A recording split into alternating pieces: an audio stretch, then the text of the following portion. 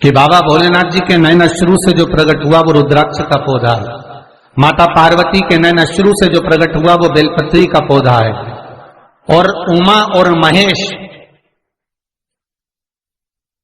जिस महेश के वंशज है महेश्वरी, जिनकी 12 खाम प्रगटी है भगवान महेश के द्वारा,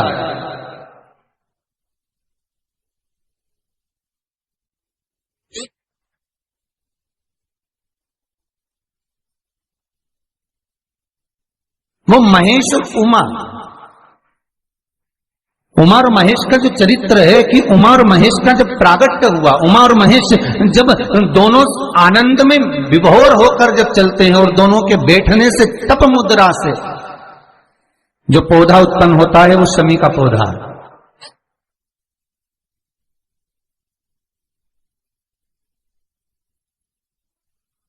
शमी का पौधा।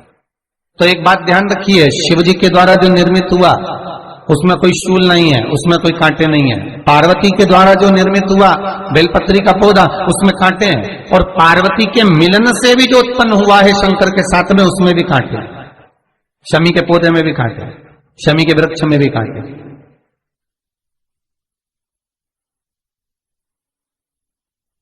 तो पार्वती जी स्कंद पुराण में प्रश्न कर रही हैं भोलेनाथ जी से कि प्रभु मुझे ये बताओ कि आपके द्वारा जो निर्मित हुआ उसमें शूलता नहीं है, पर मेरे द्वारा जो निर्मित हुआ उसमें शूल क्यों आया है, उसमें कांटा क्यों आया है? थोड़ा सा माताओं, मेरी जीजियों, आपको थोड़ा बुरा तो लगेगा इस प्रसंग को सुनकर, पर लग जाए, पर आज कथा निकली है तो सुन लो है कि शिवजी जिस रुद्राक्ष को उत्पन्न कर रहे हैं उसमें शूलता नहीं है, पर पार्वती जी जो संग में मिली हैं उसमें भी शूलता है, और पार्वती के द्वारा जो प्रकट हुआ बेलपत्र उसमें भी शूलता है। तो भगवान महादेव बोलते हैं, पार्वती मैं तुझे कुछ कहूं और कहने पर तुझे तेरे हृदय में कोई बात चुभे, शूल लगे तो मुझे ठीक नहीं लगेगा। नहीं नहीं नहीं, आप कहिए प्रभु, मैं सुनने के लिए तैयार हूं, आप तो बोलो कि कारण क्या है। भगवान कहते हैं, पार्वती बस अंतर इतना है, नारी का जो स्वभाव होता है, स्त्री का जो स्वभाव होता है, उसके हृदय में छोटी छोटी बात के शूल बहुत होते हैं।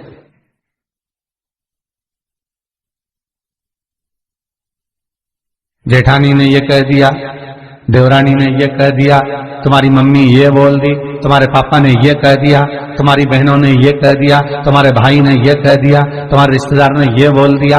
ये नारी के भीतर ये शूलता रहती है।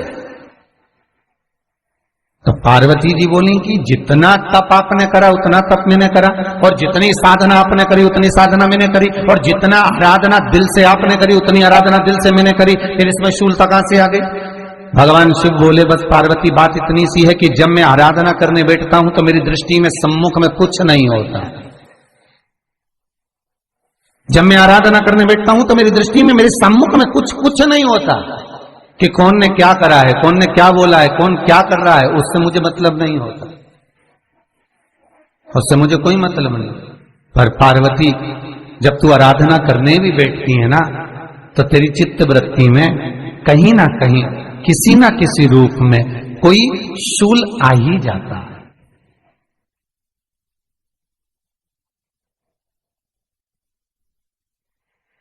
कई माताओं की आदत देखी साहब, भगवान की सेवा करने बैठी है तो भी भीतर थोड़ा सा शूलता भरी हुई है। महाराज बताओ, इतने सारे भगवान इकट्ठे कर लिए, मैंने बोला था बहू से कि वहां रख लेती है, बताओ इतने सारे यहां पर लाकर रख दी है, अब इसकी सेवा करना पड़ रही है, अब ये करना पड़ रहा है।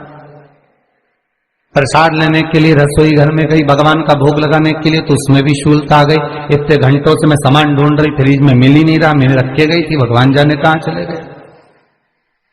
भगवानों को वस्त्र पहना रही है तो